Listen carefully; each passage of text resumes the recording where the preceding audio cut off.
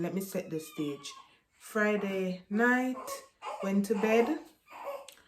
I can't make the video with him make me have to take him up.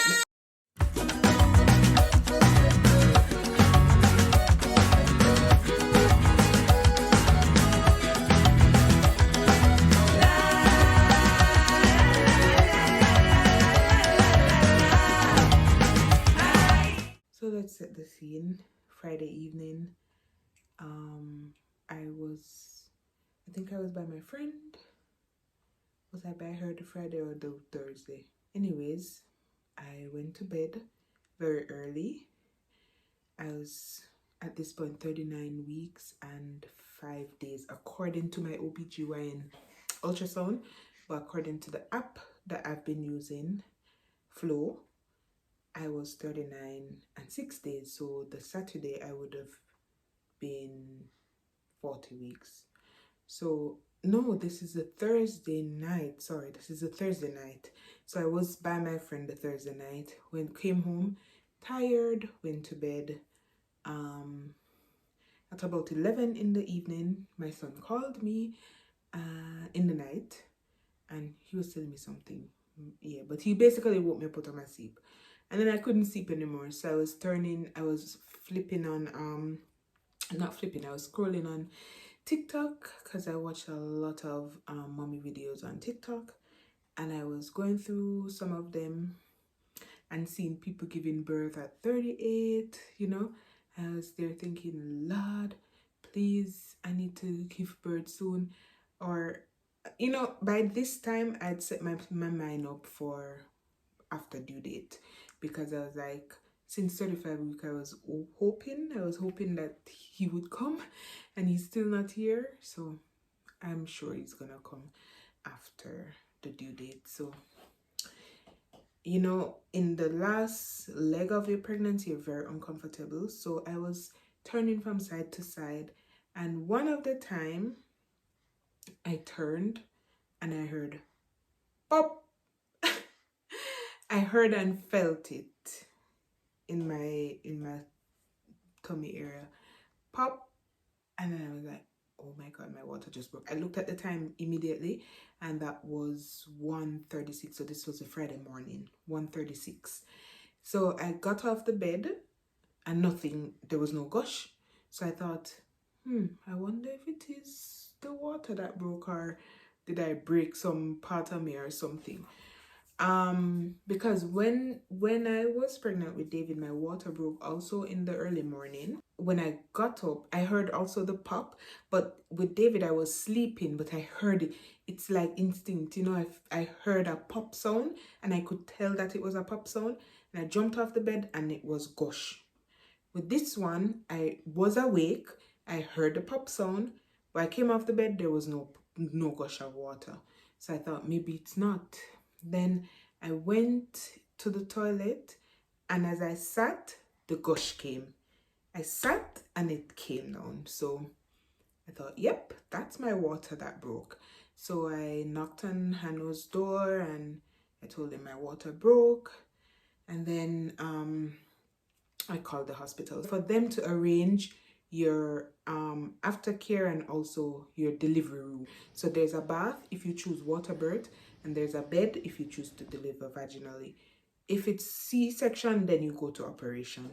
So we drove to Munchies and they checked, and they said, yes, your water broke. But at the time I wasn't having any pain, so that was kind of weird for me. So they sent me home to wait for the contraction. So we left the hospital about 5 in the morning. This is the 25th. And still nothing happened. They said, go home, sleep, because you obviously when your water break, within 24 hours to 48 hours, they want the baby out, because the sac is open and it is susceptible to any bacteria or anything can enter at this point. They sent me home and I slept, I relaxed, I ate, still no pain. So they sent me home and told me to come back 5 o'clock in the evening if there's still no pain. So we went back 5 o'clock to check in. So at this point, they are going to induce me. So first they use a natural drink, a natural cocktail. So it is like a cocktail. I'll put a picture here. And you drink it. I drank it. It was so nice. I enjoyed it. I was like, wow, am I at a resort or something? The cocktail is supposed to give you diarrhea. That's how it starts. So I went to the toilet. By the time I came back out of the toilet, I lied on my bed. I was watching the race. I think there was some running going on, and the Jamaicans were running, and I was watching it, and I felt the pain coming on more and more. So in the delivery area, I was told to come back at 10 in the night. So I went down at about 7:30. Me and Hannah got something to eat at the bistro. He left, I got changed. I went to the toilet. By 9:30, I started having some pain. I was supposed to go back 11, so they would check if I started dilating. Because if this natural cocktail didn't work, they were going to give me a stronger medicine in the morning to induce me faster. So by 9:30, I was having severe contractions. Severe. So I didn't even, there was I shared a room with a lady. I didn't even manage to tell her I'm going upstairs. I just dragged myself, and they were coming like every 5 minutes, and I mean excruciating pain every 5 minutes. So I dragged myself upstairs. I was going to use the stairs. I couldn't. I had to go to the elevator. That's how painful those pains were, and coming very fast. At this point, they were like coming every 2 minutes. I finally got to the labor area, and the pain was coming like every 1 minute. And I know this because I was recording the time. And to help me through the pain, I was saying the time. So, for example, there was a pain at 21:37. I looked at it, 21:37, 21:37, 21:37, 21:37, until it eased off. Then I wrote it in my phone, 21:37. So I did this for a while until I just couldn't manage anymore. So when I went up there, they put me in my labor room, and I was there laboring, and my birth plan was to give birth in the water. Because of the pain, I could not tolerate the pain. I told them, hey, cancel that water birth, because you cannot do a water birth and epidural. So I said, cancel that water birth. Please tell the doctor I need the epidural. So they canceled water birth, and they called the anesthesiologist. I don't know if she's an anesthesiologist or what. I mean, I know what she is, but she came, administered the epidural, and guys, it gave me a break for like 5 minutes. Then the epidural didn't work anymore.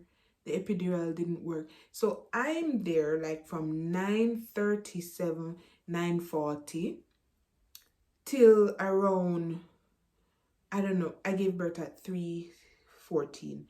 So I was there all this time in this pain, laboring. And at one point, my midwife, she said, it's not going fast enough. We have to give you the stronger, what is this called? The stronger medicine for induction. Because the natural one started it, but I wasn't dilating. So she said she has to give me the stronger one. But before we get to that, the epidural wasn't working. And the doctor came back, and she gave me a stronger dosage. So they're in the hospital here, when you get the epidural, they leave you, and you can medicate yourself. So after every 20 minutes, you can press a button, and you get some dosage of medication, of epidural. So I am pressing this thing every 20 minutes, and it gives me like a minute break. And then the pain comes back like nothing before. So I called my Ebame, and I told her, the epidural is not working. I'm in so much pain. And then she went and she called the doctor again, and the doctor came and gave me a stronger one that only they can medicate. I cannot give myself that one. So it gave me the stronger one. It worked for maybe 5 minutes. Then the pain again. Then the doctor came back and she said, she basically said the epidural is working. Maybe not even remember what she said. She said something like the epidural is working. I'm like, it's not working. I am in pain. I have so much pain. And my midwife said, yeah, it can be that it's not working. I said, I know it's not working because I have pain. Anyways, she, at some point, I don't know how close to the delivery this was, she gave me the stronger induction medication. It's called oxytocin.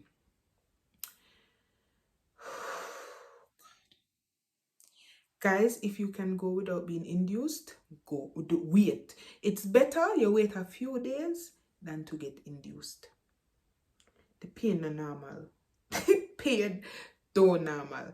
Anyways, I think at some point they gave me a stronger epidural, dosage of epidural, and it helped for a little bit. Yeah, so my midwife said it's time to push. And I was telling her, can I get just one more dose of the epidural, just one more to kind of relax it a little bit, just a little bit. She said, no, you have to push now. Guys, have you ever been constipated? Like you're constipated and you're pushing and there's no way it's gonna come. Think about that 10 times worse. That's how this felt. I was like, I cannot do it. I gave up. I said, I cannot do it. I cannot push anymore. I'm tired. She said, no, Danelle, you have to push. You have to push. And they were helping me, they were talking to me and helping me. And yeah, after some time, I don't know how long it was, but after some time, he came. I was so relieved. And tired and exhausted and happy and everything in one. But yeah, that was it. The process, I felt very comfortable with the team that worked with me. I didn't feel crowded. Everything felt intimate. Everything felt like I was in control. I asked for what I want, I felt comfortable. Let's put it that way. But the ambience was really nice. It was very warm. So it was 3:14 in the morning and they have this very warm light that I don't know, it relaxed. It's relaxing, even though you're not relaxed, even though you're in pain. But the ambience was very nice. The team was friendly. At some point during my labor, I was vomiting. I think it's from the cocktail that they gave me, but I was nauseous and I was vomiting, and they helped me. They cleaned me up. They were very, very supportive and very helpful. And it's definitely, in my opinion, top tier service, because you're going through such a traumatic situation. It's traumatic on your body and on you as a person, and you're vulnerable, but these people are there and they're basically catering to you. After I had the child, he wasn't breathing properly, so they took him and the pediatrician saw him and they did whatever they did outside. They tried to keep you as the mother away from anything that might stress you or scare you. So they did it out of the room, and then they brought him back to me and said everything is okay. They were monitoring his breathing and so on. And after that, I got injured, torn. Which word may I use? Anyways, yes, I got injured. So they had to sew it back. And after that was done, my midwife cleaned me up. We went to the toilet together and did all what we had to do.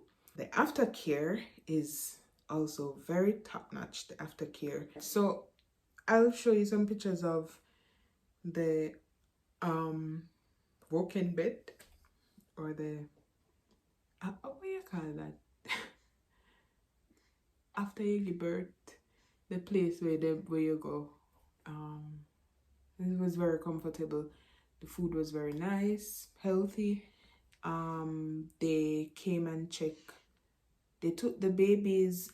They take the babies every 4 hours, so to monitor them. So they also, you don't have to change them. There's something I did not know. So I walked with a full bag of stuff for the baby. One bag for the baby, one bag for myself.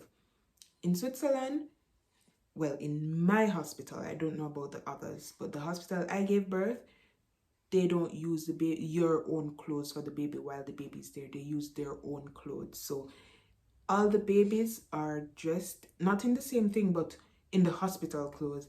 The hospital diaper, if the baby needs milk, it's from the hospital. Everything is from the hospital. You don't change your baby, they change your baby. They come take your baby, change your baby. In the night, if you want to sleep like longer and your baby's a bit fussy, they take your baby to their office, wherever, so you can sleep a little bit. And then you can go collect your baby when you like, or you there's a button you cling and they come and they bring your baby back.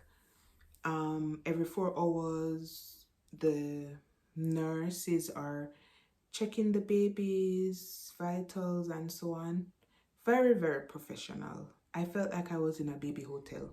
Like, oh, I don't need to do much.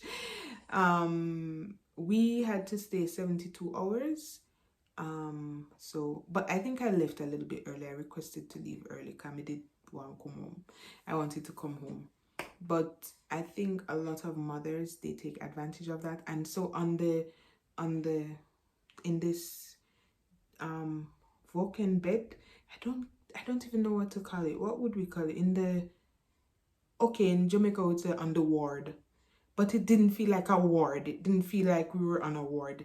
It felt like I was in a hotel, to be honest. And so this place it's new. I think it's a new initiative. So there's a bistro for families. So people who visit, family, friends, there's a coffee area. So you can drink coffee, tea. That's where the mothers eat the breakfast. So the first morning after your delivery, they give you your breakfast in bed. After that, you eat breakfast at the bistro, and then all the other meals you get in your room. And it's also free for all your guests. So when your guests come, you don't have to stay in your room. You can go to the bistro and hang out. And then you see all the mummies with their trolleys going to the bistro. It's nice. There's tea for breastfeeding when you're breastfeeding. It's very well organized. We got, as soon as he was born, they took a picture of him, and Ebame, who is the midwife, and the doctor, this is a card from them, and they're congratulating him. This is with his weight, with his name, the time he was born, and his height, and his little footprint. And his pictures in there. I won't show the picture, but it's so nice, so cute. This is something to cherish. And then when you're leaving the hospital, you get the Gesundheit Heft. It is like your health book. His health book with his name and every information you can think about. Every information that they have or they calculated. For example, this is one. So he was born, when he was born, he weighed 3,260 grams, right? Yes, this one, 3,260 grams. And then the next day, the Sunday, he lost weight actually to 3,122. And then by the time we left, he gained again 3,152. So the Ibame, the midwife, a part of her job was to make sure that within a week he gained his birth weight and more. If that wasn't achieved, I think they would give him more formula. But he achieved it even before the week, so we were happy about that. Yeah, so it's very detailed. If you're a detailed person, you will be happy because there is nothing left untouched. They cover every ground, all the grounds, and if you want to know everything that's happening with your baby, you will have it because they make sure to give you all the measurements, all the information that they have or they collected. So before we leave the hospital, the hotel hospital, the baby is checked by a pediatrician, 2 pediatricians, and they give you a list of things that you need to do in the coming weeks. I'm gonna read them out, right? So after 10 days of life, he needs to get vitamin D once every day until he's 3 years old. This is it, vitamin D, and he's getting that 1 drop every day until he's 3 years old. I don't know who I remember that every day, but I'll try. After a month of life, he needs to see the pediatrician. So this is something that you can do prior to the birth. You scout out for a pediatrician. So what I did, I called David's pediatrician and let them know I'm pregnant and I would like a space for the child. They didn't give me a space, they just told me to come back when the child is born. So when the child was born, I called them, made an appointment so that we can get an appointment in 1 month of his birth, after his birth. And there they will check. There's a hip check that they need to do, and they do this with every child. So we have that already, and this pediatrician will continue to be his pediatrician for the rest of his childhood. All right, so after 6 months, measure temperature. So I need to measure, when he's 6 months, I need to measure his temperature from his anus, and it should be under 38 degrees. If it is 38 degrees or more, I need to rush him to his pediatrician because that means he has a fever. They gave me some information about SIDS, so that's sudden infant death syndrome, and how to try to prevent that. Yeah, so yeah, that's it. What else? There are a lot of other things that are covered by your insurance. So for example, I had a lot of hip pain, and I told my OBGYN later on in the pregnancy, so I couldn't do it, but my insurance would cover and will cover my therapy. I will do physiotherapy after 6 weeks, so the insurance will also cover that. The insurance, there's a program that you can do after 6 weeks to get your body back into shape. Your insurance also covers this. I will have to go through because my baby is up, but your insurance also covers this. So there's a lot of things that you can do that your insurance will cover. So please, if you're giving birth in Switzerland, you live in Switzerland, please utilize these things because you're paying for it anyways. All right, guys, catch you in the other one when we talk about the residency of the baby. Maybe it's not the next video, but it will be a video in the future as it unfolds. Okay, bye.